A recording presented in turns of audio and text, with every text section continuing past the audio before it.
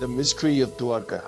दोस्तों, यूं तो श्री कृष्ण का साम्राज्य सिर्फ इस धरती पर ही नहीं बल्कि हर मनुष्य के दिल में है। लेकिन आज हम आपको कृष्ण के उस अदृश्य साम्राज्य के दर्शन कराने वाले हैं जो धरती की सतह पर नहीं बल्कि समुद्र की गहराइयों की रेत में लिपटा है। जहां कभी श्री कृष्ण ने अपनी सत्ता की शुरुआत की थी, जहां का कण कण कृष्ण लीलाओं का साक्षी था, आज वहां सिर्फ समुद्र की लहरों का शोर सुनाई देता है। गोमती नदी और अरब सागर के संगम पर बसा विश्वास और इतिहास को जोड़ता ये नगर आज भी श्रद्धालुओं के लिए देवभूमि है। भारत के पश्चिमी तट पर लगभग 6,500 स्क्वायर किलोमीटर तक फैले गुजरात में सौराष्ट्र जिले की तरफ जब बढ़ते हैं तो दूर से ही आसमान को चीरकर सनातन धर्म का बखान करती धर्म ध्वजा ये संदेश देती हुई दिखती है कि यहाँ से साक्षात मोक्ष का पवित्र धाम शुरू होता है। यहाँ से हिंदू धर्म का तप तीर्थ शुरू होता है और यहीं से शुरू होता है द्वारकाधीश का साम्राज्य, जिसका कुछ हिस्सा आज समुद्र की गहराइयों में कहीं गुमसा हो गया है। आज हम आपको श्री कृष्ण के द्वारका शहर की खोज के विषय में बताने वाले हैं, जो अद्भुत है, अकल्पनीय है, अविश्वसनीय है, जिसे स्वयं श्री कृष्ण ने बसाया था। जहां पर वो अपनी प्रजा के साथ रहते थे, जहां उनका राजपाट था। लेकिन आखिर ऐसा क्या हुआ था कि ये पूरा साम्राज्य समुद्र की अनंत गहराइयों में समा गया? तो चलिए जानते हैं इसके पीछे के रहस्य को। The sunken city of Dwarka, a legend और अ मिथ। कई द्वारों का शहर द्वारका भारत के 7 पवित्र तीर्थ स्थलों में से एक है। ये न केवल धार्मिक रूप से बल्कि पुरातात्विक रूप से भी महत्वपूर्ण है। गुजरात राज्य में सौराष्ट्र प्रायद्वीप के पश्चिमी सिरे पर स्थित द्वारका 4 धामों में से एक और यात्रा के लिए सप्तपुरी शहर यानी 7 पवित्र शहरों में से एक के रूप में जानी जाती है। हालांकि द्वारका की पौराणिक और ऐतिहासिक पृष्ठभूमि रहस्य में डूबी हुई है। इसकी पौराणिक पृष्ठभूमि को देखें तो हम पाएंगे कि भगवान विष्णु के 8वें अवतार कृष्ण ने इसे बसाया था। श्रीमद् भागवत के पवित्र ग्रंथ के अनुसार कृष्ण का जन्म मथुरा की जेल में हुआ था, लेकिन उनके पिता वासुदेव उनकी सुरक्षा को देखते हुए उन्हें गोकुल ले आए, जहां उनका पालन पोषण हुआ, जहां वो गोपियों और राधा के साथ रासलीला रचाते बड़े हुए। वहीं पर उन्होंने अपने मामा और मथुरा के क्रूर राजा कंस का वध किया। कंस के ससुर जरासंध के 18 बार मथुरा पर आक्रमण करने के कारण वो सारी प्रजा को लेकर पश्चिम की ओर निकल गए, जहां पर भगवान श्री कृष्ण ने एक द्वीप शहर स्थापित करने का निर्णय किया। पौराणिक ग्रंथों की माने तो श्री कृष्ण ने द्वारका बचाने के लिए समुद्र देवता से जमीन ली और महान आर्किटेक्चर विश्वकर्मा से रातों रात द्वारका का निर्माण करवाया। विशाल दीवारों से घिरी यह नगरी वास्तुकला की बेहतरीन मिसाल थी। धन दौलत से समृद्ध इस नगर के दरवाजे सोने के थे। हिंदू पुराणों की माने तो द्वारका का निर्माण कृष्ण ने कुशस्थली नामक स्थान के निकट किया था। शहर तेजी से उभरा।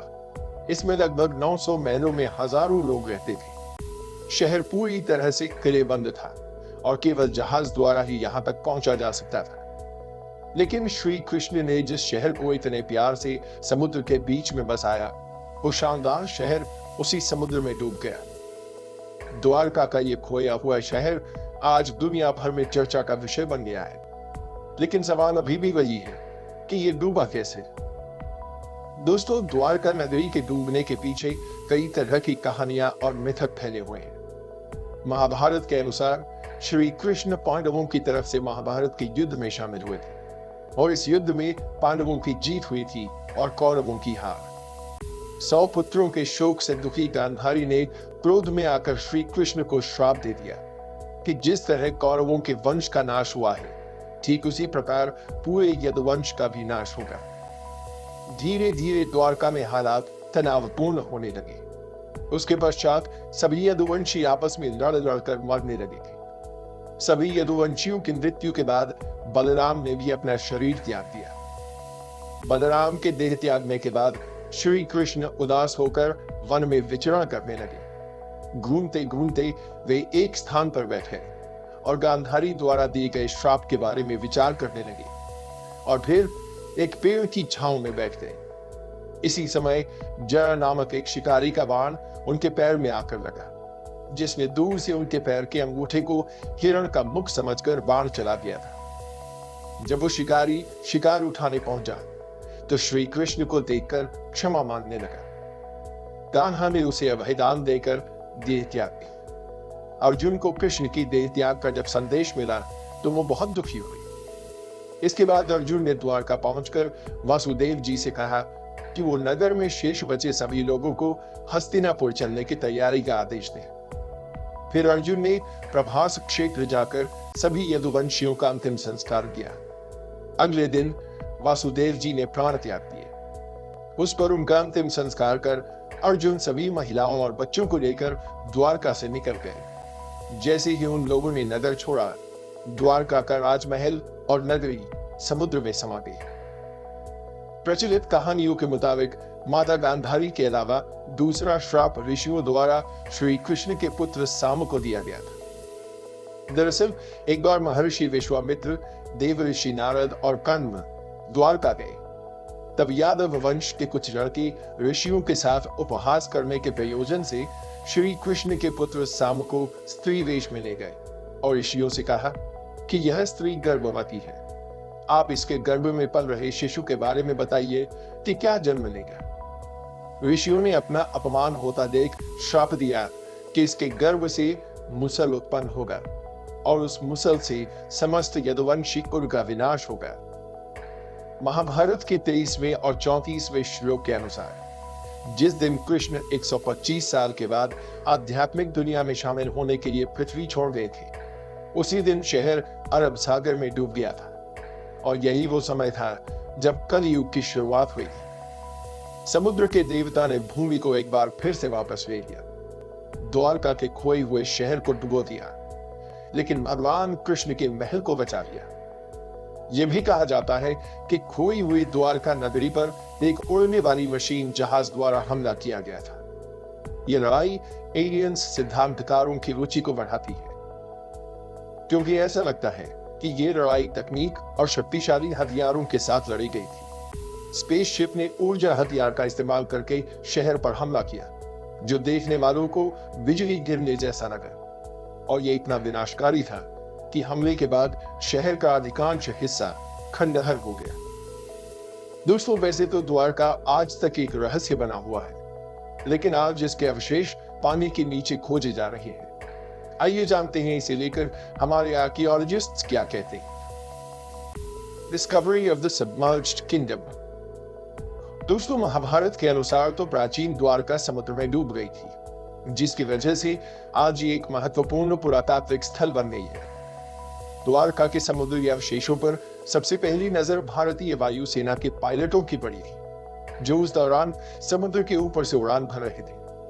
इसके बाद ही 1970 में जामनगर के गैजेटियर में इसका उल्लेख किया गया।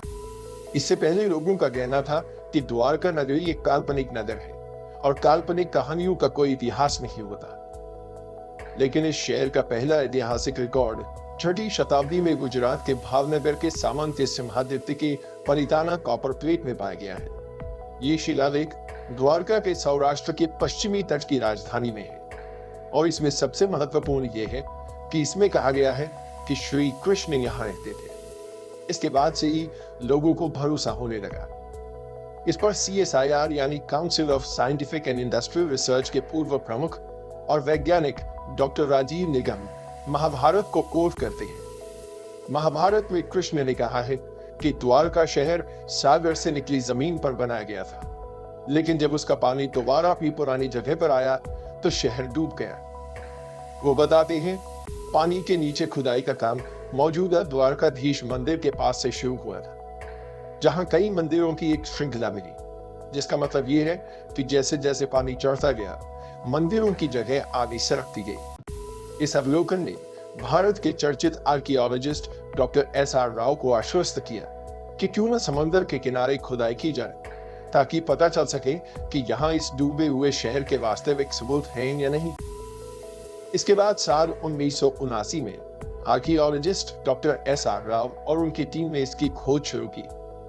उन्होंने मिलकर तथ्यों के सबूत तलाशने शुरू कर दिए। बता दें कि S.R. राव कहते हैं कि जिस बात ने उन्हें द्वारका में अनिश्चित उत्खनन के लिए सबसे ज्यादा प्रेरित किया, वो था महाभारत की तिथि और उसके ऐतिहासिक तथ्यों को लेकर उठ रहा विवाद। इसी खोज में समुद्र से हजारों फीट नीचे उसकी गहराइयों में द्वारका के महत्वपूर्ण अवशेष मिले, जिसमें 560 मीटर लंबी द्वारका की दीवार मिली, जिसकी बनावट महाभारत के द्वारका विवरण से मिलती जुलती है।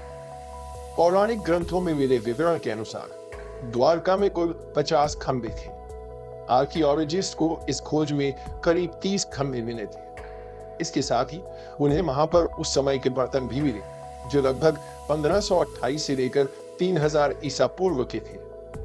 साइट से 500 से अधिक प्राचीन वस्तुएं प्राप्त हुई।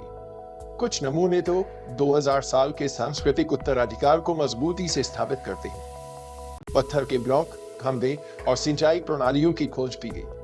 हालांकि इन खोजों की वास्तविक तारीख पर अभी भी विवाद चल रहा है, लेकिन ये सभी सबूत इस बात को प्रमाणित करते हैं कि कृष्ण नगरी द्वारका कोई काल्पनिक कहानी नहीं है, वो असल में मौजूद थी। इस खोज को लेकर भारतीय समुद्र वैज्ञानिकों का कहना है कि भारत के पश्चिमी तट पर मिले पुरातात्विक अवशेष 9000 साल से भी अधिक पुराने हो सकते हैं। 2005 में the archaeological survey of India द्वारा द्वारका नगरी की खोज फिर से आरंभ की गई। भगवान श्री कृष्ण की नगरी से जुड़े दावों और अनुमानों के वैज्ञानिक कसौटी पर कसने का समय आया साल 2007 में, जब कच्छ की खाड़ी के पास समुद्र तटीय क्षेत्र में पुरातत्व विशेषज्ञों ने नौसेना के गोताखोरों की मदद से समुद्र के भीतर उत्खनन कार्य किया और वहां पड़े चूना पत्थरों के खंडों को भी ढूंढ निकाला।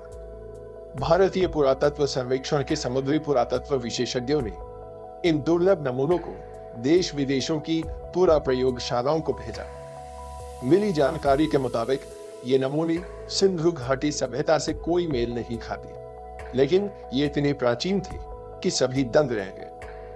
नौसेना के गोताखोरों ने 40,000 वर्ग मीटर के दायरे में ये उत्खनन किया और वहां पड़े भवनों के खंडों के नमूने एकत्र किए, जिन्हें आरंभिक तौर पर चूना पत्थर बताया गया था। पुरातत्व विशेषज्ञों ने बताया कि ये खंड बहुत ही विशाल और समृद्धिशाली नगर और मंदिर के अवशेष हैं। भारतीय पुरातत्व सर्वेक्षण के निदेशक A.K. सिन्हा के अनुसार द्वारका में समुद्र के भीतर ही नहीं बल्कि जमीन पर भी खुदाई की गई थी और 10 मीटर गहराई तक किए गए इस उत्खनन में सिक्के और कई कलाकृतियां भी प्राप्त हुई। डॉक्टर आलोक त्रिपाठी कहते हैं कि साल 2007 में विस्तृत खुदाई की गई है। मैं इस प्रोजेक्ट का निदेशक था। यहाँ हमें 10 मीटर की एक जगह में खंडहर मिले, जिन्हें समंदर में तबाह कर दिया था। हमने तकरीबन 2 नॉटिकल मील गुणा 1 नॉटिकल मील इलाके का हाइड्रोग्राफिक सर्वे करवाया। इस इलाके के हाइड्रोग्राफिक सर्वे के डेटा से पता चलता है कि नदी का प्रवाह बदल रहा है। नौसेना के साथ चलाए गए इस तीसरे अभियान के शुरुआती नतीजों की जानकारी देते हुए भारतीय पुरातात्विक सर्वेक्षण के समुद्री पुरातात्विक विशेषज्ञों ने बताया कि इन दुर्लभ नमूनों को देश में ही नहीं बल्कि विदेश की प्रयोगशालाओं को भेजा गया और वहां से मिली जानकारी और कार्बन डेटिंग शोध के मुताबिक ये नमूने 9500 साल पुराने हैं। विदेशी वैज्ञानिक भी इस बात को जानकर हैरान थे। इन सैंपल्स को विदेशी प्रयोगशालाओं में भेजने का असली मकसद यही था कि इन पर किसी भी तरह का कोई शक न रहे। इस स्थान पर बड़ी संख्या में लंगर पाए गए, जिससे पता चलता है कि द्वारका एक ऐतिहासिक बंदरगाह था और उसने 15वीं से 18वीं शताब्दी तक भारतीय और अरबी क्षेत्रों के बीच व्यापारिक संपर्कों में भूमिका निभाई होगी। संस्कृत में द्वार का शब्द का अर्थ द्वार या दरवाजा है, जो संकेत देता है कि ये प्राचीन बंदरगाह शहर भारत आने वाले विदेशी नाविकों के लिए एक पहुंच बिंदु के रूप में कार्य करता होगा।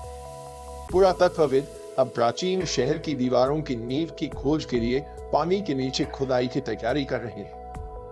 भारतीय पुरातत्व सर्वेक्षण के निदेशक A.K. सिन्हा के अनुसार द्वारका में समुद्र के भीतर ही नहीं बल्कि जमीन पर भी खुदाई की गई थी और 10 मीटर गहराई तक किए गए उस उत्खनन में सिक्के और कई कलाकृतियां भी मिली हैं।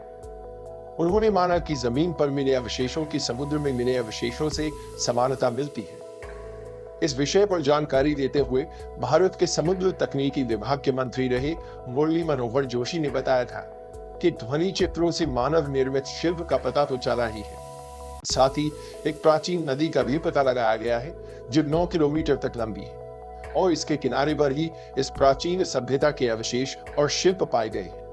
समुद्र तल से जो शिल्प निकाले गए उनका भी कार्बन डेटिंग शोध किया गया, जिससे ये पता चला कि वो भी करीब 9000 साल पुराने हैं। ये शिल्प लकड़ियों के हैं और इसमें दरार पड़ने के चिन्ह हैं।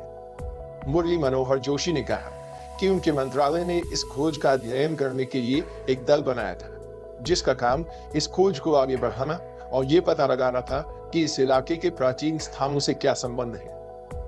दोस्तों, पुराणों और धर्म ग्रंथों में वर्णित प्राचीन द्वारका नगरी और उसके समुद्र में समा जाने से जुड़े रहस्यों का पता लगाने का कार्य पिछले कई सालों से रुका पड़ा था। Archaeologist A.K. सिन्हा ने कहा कि पानी में खोज के कार्यों के लिए बड़े आधारभूत संरचना की जरूरत है। प्राचीन द्वारका नगरी की खोज जैसी बड़ी परियोजना के लिए समुद्र में प्लेटफॉर्म और काफी एक्सपीरियंस वाले गोताखोरों की जरूरत होती है जो पानी में गहराई तक जा सके। द्वारका नगरी के समुद्र में समा जाने के रहस्य के बारे में पूछे जाने पर A.K. सिन्हा का कहना है कि द्वारका नगरी का एक बड़ा हिस्सा समुद्र में डूब गया था, लेकिन इसके कारण को लेकर पूरे दावे के साथ कुछ भी नहीं कहा जा सकता। द्वारका नगरी के नष्ट होने के मत पर कई सवाल उठते हैं। कोई कहता है कि यह कोई प्राकृतिक घटना का काम हो सकता है, लेकिन कुछ वैज्ञानिकों का कहना है कि 9000 साल पहले जब हिम युग समाप्त हुआ तो समुद्र का जल स्तर इस कदर बढ़ा कि उसमें देश दुनिया के कई बड़े शहर डूब गए। उन्हीं शहरों में से एक द्वारका भी था। एक सिद्धांत के अनुसार खोया हुआ द्वारका शहर लगभग 3500 साल पहले पुनः प्राप्त भूमि पर बनाया गया था और समुद्र का स्तर बढ़ने पर पानी में डूब गया था। वैज्ञानिक अध्ययनों से पता चला है कि 1000 ईस्वी में अपने वर्तमान स्तर तक पहुंचने से पहले क्षेत्र में समुद्र का स्तर कई बार बढ़ा और घटा है।